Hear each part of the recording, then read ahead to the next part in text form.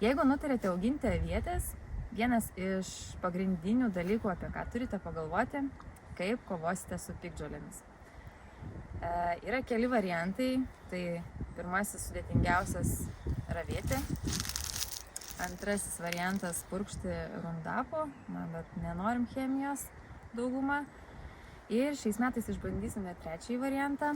Nežinau, kaip seksis, bet pasidalino patirtimi viena aviečių augintoja ir mes pabandėme pamėginti jos būdą. Tai yra pavasarį sufrezuoti aviečių pakraščius ir užmulčiuoti šiaudais. Jeigu aviečių nutarėte auginti didesnį plotą ir nusprendėt, kad ravėsit rankomis, tai iš tiesų turit pasiryžti dideliam darbui, daug kantrybės reikalaujančiam ir daug laiko ir fizinių jėgų.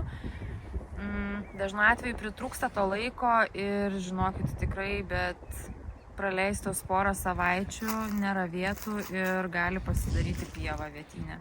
Ir greičiausiai kitais metais jau uogų bus vis mažiau ir mažiau, išnaikinti piktžoles bus sudėtingiau.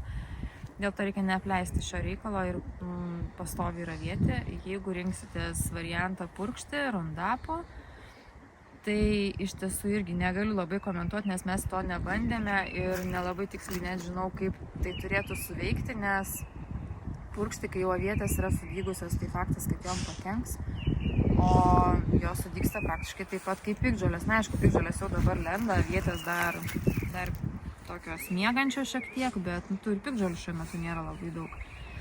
Taigi bandysim šiais metais tokį variantą ir papasakosim vėliau, kaip seksis.